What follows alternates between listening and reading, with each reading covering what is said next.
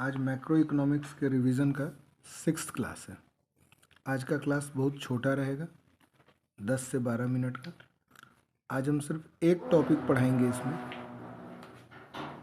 जिसका नाम है fiscal policy to control excess demand and fiscal policy to control deficient demand. हम एक एक पॉइंट को अच्छे से रिपीट करके बताएंगे, ध्यान से समझ लेना है।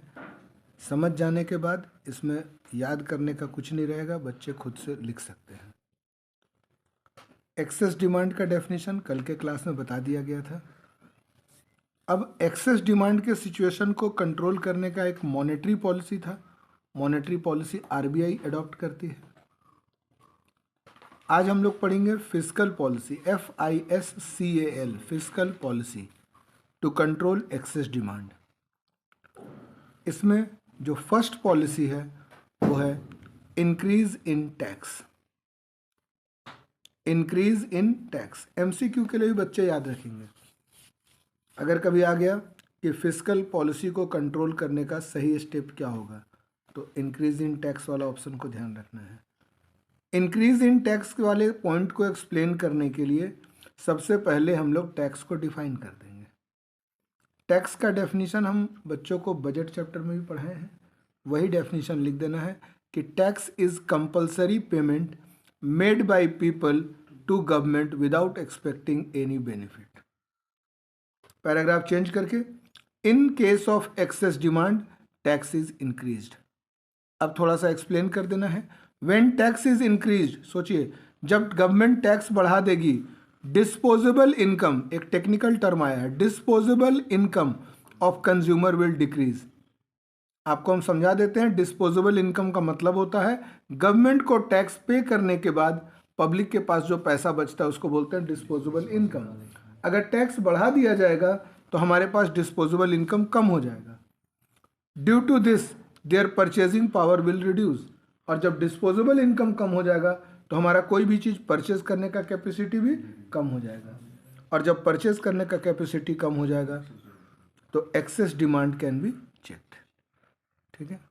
अगर इसी पॉइंट को पूछ दिया गया कि ठीक है आप fiscal policy to control deficient demand बताइए, तो वहाँ हम इंक्रीज इन टैक्स के बदले क्या लिख देंगे? Decrease in tax. Increase in tax के बदले क्या लिखेंगे? Decrease in tax. ये देखिए डिक्रीज इन टैक्स। यहां भी क्या करेंगे हम? सबसे पहले टैक्स का डेफिनेशन लिख देंगे। Tax is a compulsory payment made by people to the government without expecting any direct benefit. In situation of deficient demand tax is decrease. Due to decrease in tax disposable income of consumer will increase. Just opposite कर देना है। जब disposable income increase होगा तो consumer का purchasing power क्या हो जाएगा? इंक्रीज कर जाएगा। फिर वो कंज्यूम ज़्यादा करेगा, जिसके चलते डिफिशिएंट डिमांड भी कंट्रोल में आ जाएगा। कोई दिक्कत? Fiscal policy to control excess and deficient demand का पहला पॉइंट हमने डिस्कस कर दिया, इंक्रीज इन टैक्स, इधर वाले में decrease in tax. Second point, excess demand में डिक्रीज इन पब्लिक एक्सपेंडिचर। अब यहां मीनिंग समझना होगा। पब्लिक एक्सपेंडिचर क्या होता है? Expenditure made by government to provide basic facility to the people is called public expenditure. Excess demand के case में, in case of excess demand public expenditure is decreased या रिड्यूस्ड। पब्लिक एक्सपेंडिचर व्हेन, एक minute, decreased है। When government will reduce public expenditure then people have to spend their own money to arrange basic facility।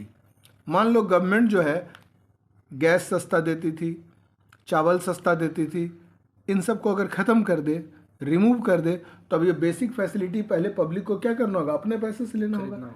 और जब अपने पैसे से ये सारा फैसिलिटी अरेंज करेंगे तो दूसरे वस्तु को खरीदने के लिए पैसा क्या हो जाएगा? कम हो जाएगा। तो दूसरे वस्तु का डिमांड अपने आप क्या हो जाएगा? रिड्यूस होने लगेगा। और एक्सेस डिमांड क्या हो जाएगा? कंट्रोल। देखो, when government will reduce public expenditure, then people have to spend their own money to arrange the basic facility. Due to this, they are left with less money to buy other commodity, this will control the excess demand. Just इसका opposite, increase in public expenditure, public expenditure का definition लिख देना है। In situation of deficient demand public expenditure is increase. जब government public expenditure को बढ़ा देगी तो सारा बेसिक चीज लोगों को क्या मिल जाएगा, फ्री में मिल जाएगा। अब उनके पास as a result money with consumer can be used to purchase other commodity, और जब कंज्यूमर अपने मनी का यूज अदर कॉमोडिटी के परचेजिंग के लिए करेगा तो डिफिशिएंट डिमांड का समस्या खत्म। Third point, public borrowing. Borrowing means पैसा उधार लेना। एक्सेस डिमांड को कंट्रोल करने के लिए एक और गवर्नमेंट स्टेप उठाती है, उसको बोलते हैं इंक्रीज इन पब्लिक बोरोइंग। देखिए एक बात ध्यान देने का बात है, अगर डिमांड को कंट्रोल करने के लिए कोई भी गवर्नमेंट टैक्स को इंक्रीज करेगा, पब्लिक एक्सपेंडिचर को रिड्यूस करेगा, तो इकोनॉमी के अंदर उस गवर्नमेंट का इमेज डिक्रीज करेगा, डिक्लाइन करेगा। लोग सोचेंगे तो हमेशा पब्लिक के अगेंस्ट स्टेप उठाता है। ये वाला स्टेप पॉजिटिव स्टेप है, इंक्रीज इन पब्लिक बोरोइंग। इसमें क्या होता है, public borrowing is a method in which government borrow money from general public. Deficient excess demand के केस में पब्लिक बोरोइंग को भी इंक्रीज कर दिया जाता है।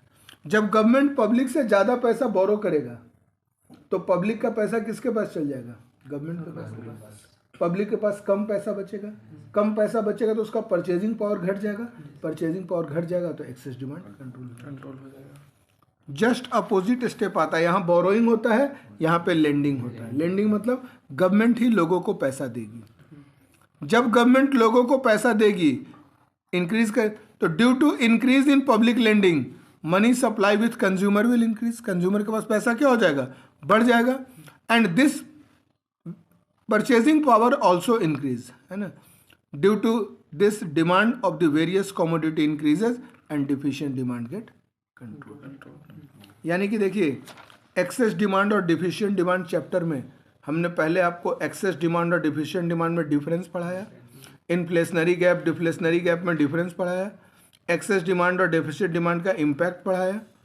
उसके बाद हमने मॉनेटरी पॉलिसी और फिस्कल पॉलिसी का यूज़ करके, या पहले मॉनेटरी पॉलिसी का यूज़ करके हमने एक्सेस डिमांड और डिफिशिएंट को कंट्रोल किया। अब हम लोग फिस्कल पॉलिसी का यूज़ करके एक्सेस और डिफिशिएंट को कंट्रोल कर रहे हैं। वहाँ पे मॉनेटरी पॉलिसी में 6 पॉइंट था कि 5 था, 6 था, है ना, और यहाँ पे 3 पॉइंट है, 3 पॉइंट है ना। Increase in tax, decrease in public expenditure, increase in public borrowing. Just opposite, decrease in tax, increase in public expenditure, public lending, increase in public lending. कोई दिक्कत? बस आज 10 मिनट का ये क्लास है, इसको आप रिवाइज कर लीजिए। कल हम लोग मनी एंड बैंकिंग का क्लास अपलोड कर देंगे। कल रात तक में कोशिश करेंगे हम बैलेंस ऑफ पेमेंट का भी क्लास देने का, और 1-2 दिन के अंदर हम लगभग 30 मार्क्स का रिवीजन करा देंगे। 10 मार्क्स का रिवीजन 13 फरवरी से लेकर के 16 फरवरी के बीच में होगा। 10 मार्क्स मीन्स नेशनल इनकम, जो कि बहुत इंपॉर्टेंट चैप्टर है। बाकी 30 मार्क्स आप लोग फिजिकल एजुकेशन पेपर के पहले ही कंप्लीट कर लीजिए, 10 मार्क्स बाद में कंप्लीट हो सकता है। Thank you.